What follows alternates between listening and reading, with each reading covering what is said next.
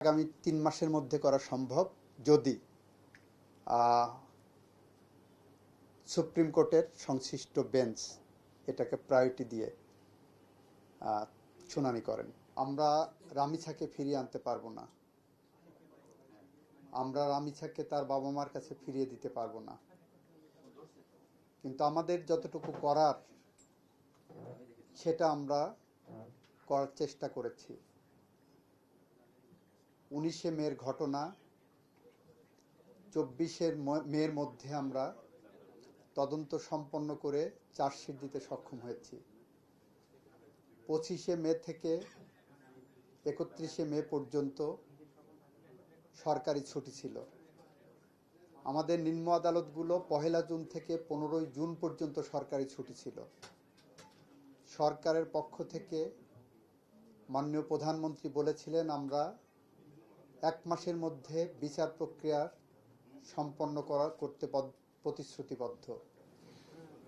আমরা ইতিমধ্যেই আপনারা দেখেছেন নিম্ন আদালতের বিশেষ করে শিশু ট্রাইব্যুনালগুলো যেগুলো সারা বাংলাদেশে আছে, শিশু ট্রাইব্যুনালগুলোর 1 জুন থেকে 15 জুন পর্যন্ত যে ছুটি ছিল সেই ছুটি বাতিল করার জন্য মাননীয় প্রধান বিচারপতির কাছে সরকারের পক্ষ থেকে প্রস্তাব পাঠানো হয়েছিল এবং মাননীয় প্রধান বিচারপতি তার সদয় সম্মতি জ্ঞাপন করে সিদ্ধান্ত দিয়েছিলেন যে বাংলাদেশের শিশু ট্রাইব্যুনালগুলো এই ছুটির আওতার মুক্ত থাকবে, যার ফলে আমাদের পক্ষে সম্ভব হয়েছিল 24 তারিখে যখন চার্জশিট দেয়, চার্জশিট দেওয়ার দুপুরের দিকে চার্জশিট দিয়েছে, বিকালের মধ্যে সেই চার্জশিট সিএমএম আদালত থেকে সংশ্লিষ্ট ট্রাইব্যুনালে যায়।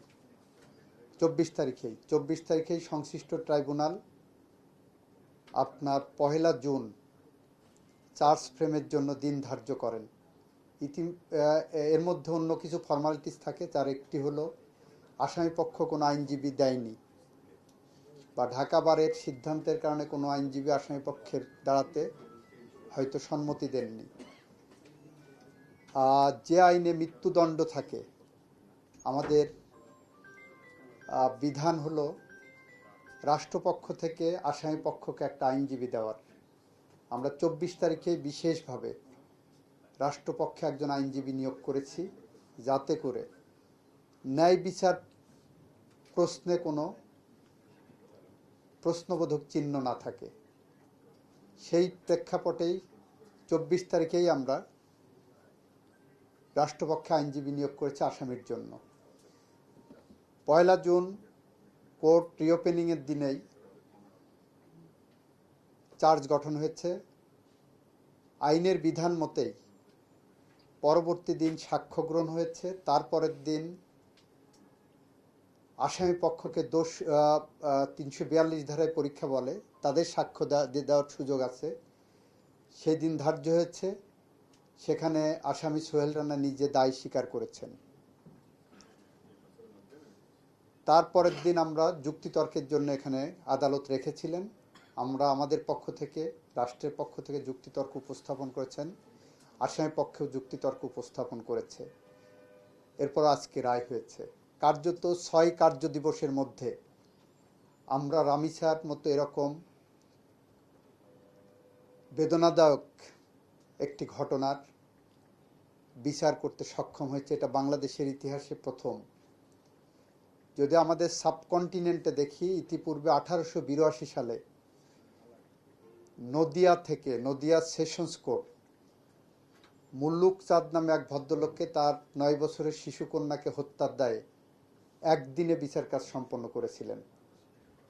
সেই জায়গা আমাদের এরপর আর এত দ্রুত সম্ভব না।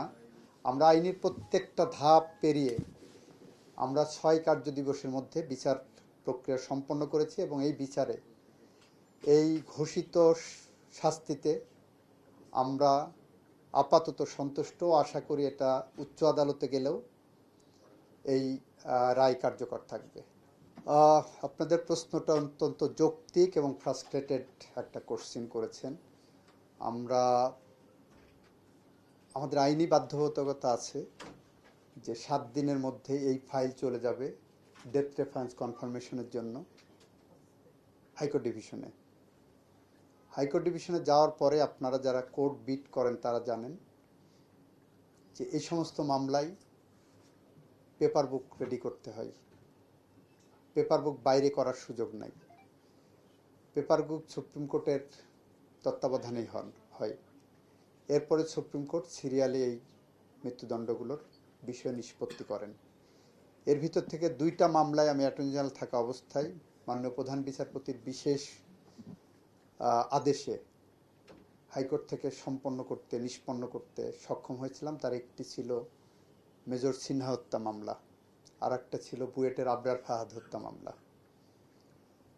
আমি যখন রামিছার এই ঘটনার বিষয়ে মাননীয় প্রধান বিচারপতির সাথে কথা বলেছি, উনিও আমাকে বলেছেন এই খোলার পরে এই সমস্ত সব ডেথ রেফারেন্সগুলোই খুব দ্রুত নিষ্পত্তি করার জন্য আরও বেশি ফোকাসড সিদ্ধান্ত নেবেন, এবং আমি এই বিষয়টা লেগে থাকব যাতে করে যেগুলো আপনারা বললেন এবং আজকে রামিছা সহ যত দ্রুত সময়ের মধ্যে সম্ভব আমরা এটা নিষ্পত্তি করার চেষ্টা করব।